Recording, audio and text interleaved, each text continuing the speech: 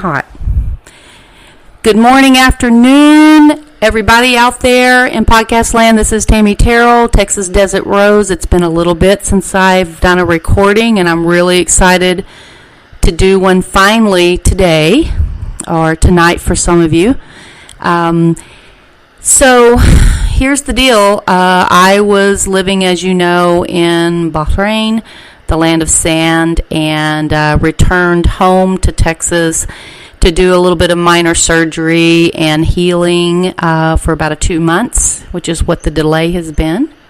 And now I am now in South Korea. Quite a change in the environment here, and of course doing basically the same stuff I was doing as a counselor, a therapist, and thrilled to bring another podcast recording. Overall, the mission is to bring to the world the different places that I am blessed to get to live, different cultures. I'm in the search for somebody who is local here in South Korea to do a recording with me. Wonderful place. But I'm very, very, very, very, very blessed to be joined today by my friend Khalid, who is a native Bahraini, also well-traveled, and good afternoon, or is it morning there, Khalid? It's in the morning. Hey, how are you? I am blessed. It is, let's see, in the U.S., it's almost 3 a.m., and here it's about 4:30 p.m., and you are, what, about 10:30 a.m.?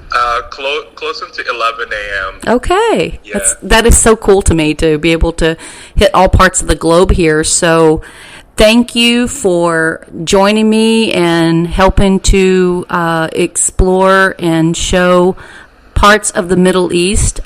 I find in general, I think that the U.S., but really all over the world, there's a misunderstanding of what it's like to be in the Middle East, and I'm so glad that you're willing to kind of come and share some of that. You want to tell the audience what you do, some of the things you do with your time. Of course, my pleasure. So, I used to work at DHL, that's a logistic company, for like 7 or 8 years, and then it got really a bit redundant, and I wanted to change my life a little bit. I felt like it was just in a repeating cycle. So I resigned from my job, and I went to Latin America, wow, to Venezuela to teach English. Venezuela! Yes, it's a bit strange for a guy, especially from Bahrain, going all the way there just to teach English. First of all, English is not my first language, and it's a totally different environment for me, because all we know, Latin America, is kind of like the stigma that we know in the Middle East, that is dangerous and all of that, but I didn't really care about that. I just wanted to change my life. I just wanted to explore different cultures, just like yourself. Yes, yes. That's the best way to break the myth. Exactly, yeah. It's the best way to have a peace with yourself and to change, like, your life perspective and all of that. So I ended up teaching English for 4 years in Latin America, and then I decided to come back to Bahrain. And since then, I don't see myself, doing a desk job that is 9 to 5. So no way. I've been doing real estate. I've been doing. I'm a tour guide. I'm an English tutor. So I do all sorts of stuff. Which is amazing to me that English is your second language, which you cannot tell when you speak, by the way. I can always tell my ESL people because they're very proper in the way they speak, whereas as a first language, I can tell you I'm very improper. But it's really amazing to me. Do you want to say anything more about the touring that you do of Bahrain? It's an amazing island. Thank you. So Bahrain literally means the two seas because of the aquifer that we have beneath the sea. So Bahrain is an island surrounded by the salty sea, but we have a natural phenomenon that we have an aquifer What that is has that? sweet water. So back in the day, Bahrain was full of natural springs, you know, Oh. and Bahrain was lavishly green, and anywhere in the island you can just like dig just a little bit to find like sweet water to drink from, and that's a really phenomenon that we had in Bahrain, and everybody wanted to live in Bahrain for centuries. You know, it's like we had Yes. a lot of civilizations and all of that. So my tour talks about that. I take my tourists to the old part of Bahrain, and I show them the historic houses and the cultural aspects of Bahrain and all of that, and they love it. Yes, of course. And is that part of what, I mean, I'm not asking you to get into this huge history lesson, but is that part of what created, I know it's known for the Island of Pearls? Yes, Also? yes. So back in the day, because of the phenomenon we had, like the mixture between the salt water and the sweet water, so the sweet water will literally bubble up beneath the salt water, and that's a perfect environment for shells and pearls to reach its full potential. I see. And yes, and everybody back in the day, like 300 years ago or something, wanted pearls from Bahrain. So if you can remember Elizabeth, the Queen of England, Of course. when her husband died, she wore pearls in her neck, around her neck, and her earrings was the pearls of Bahrain. Oh, If you can wow. remember Good from to the know. pictures. Yeah, that's an interesting fact. It is.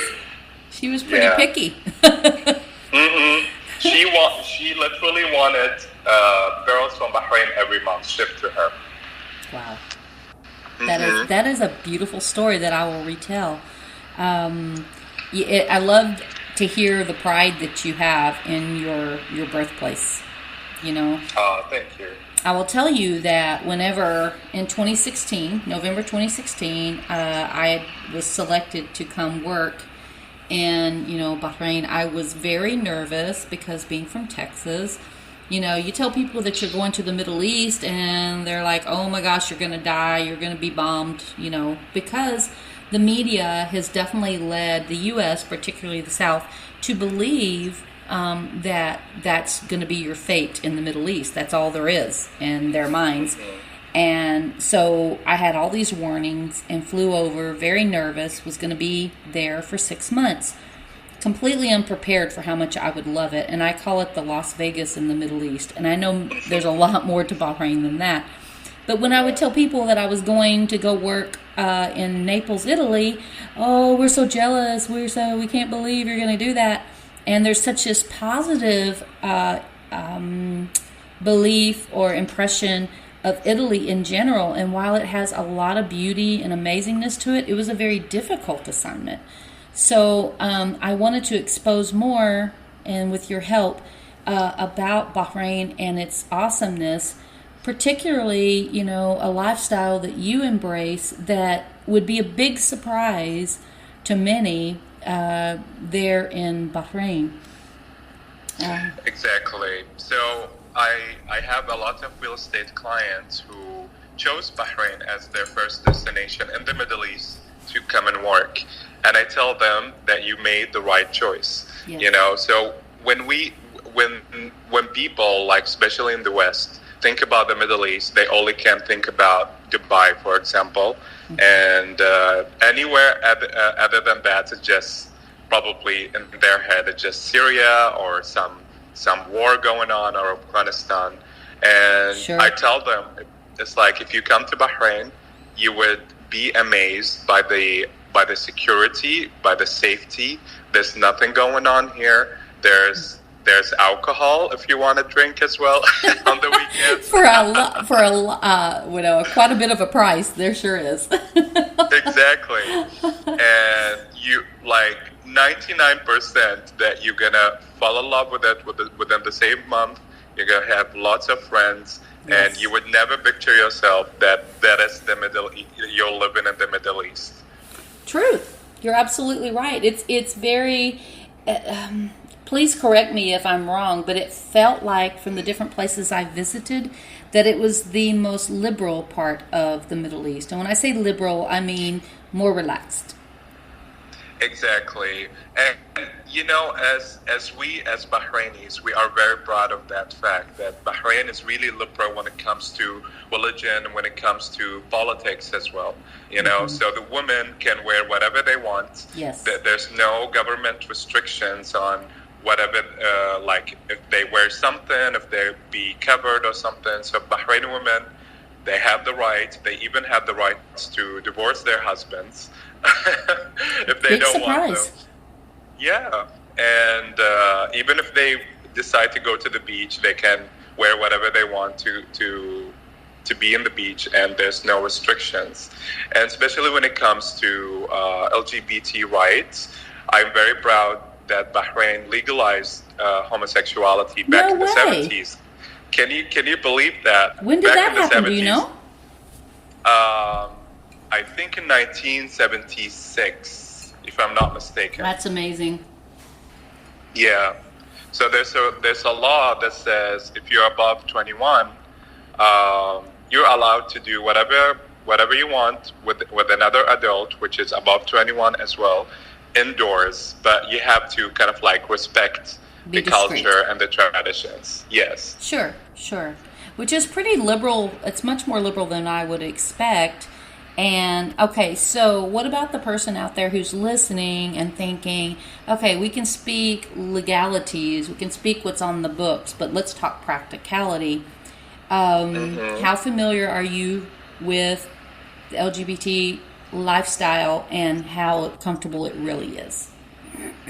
So even though it says it's legal to be homosexual in Bahrain, I think there is a social pressure where the family, it really depends on the family and the upbringing of the child, So I'm very fortunate to be brought up in a family that they understand my situation, even though we don't really talk about it, but we know, and they don't force me into marriage, But for other people, especially when it comes to gay men, they would be forced into marriage, and it'll be kind of like a social pressure building up, and especially when they enter their early 30s, their parents will be like, well, we want to see our grandchildren and all of that. It's not really a requirement, and you won't be punished for it or something. It's just a social pressure that everybody gives you here in Bahrain. Well, and that's true for every location in the world. There are social pressures. So it's not to pick on Bahrain when I say that, but there's always the cultural expectation, whether you adhere to it. And of course, the family is very priority there. I would think it would have more power than anything else. Yeah. So we have this tradition of the children should live in the family household or family house until they get married. Is that why the houses are so cotton picking big? Yeah. They're all like mansions.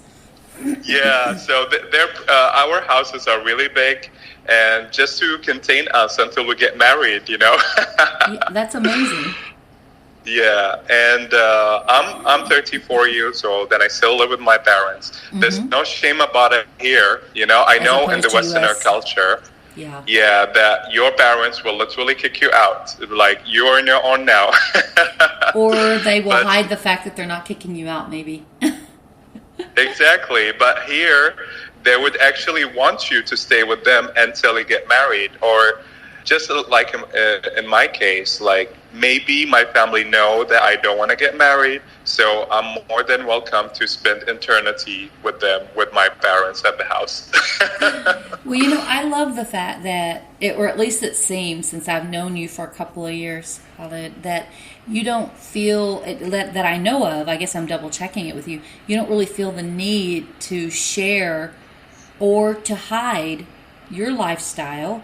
It feels like you're just embraced, or the need to go get married, or the need to move out. I mean, if you move out, it would be because you chose to. Now the pressure may be there then, I don't know, to stay, but Yeah, I mean, I had my battles when I was a teenager.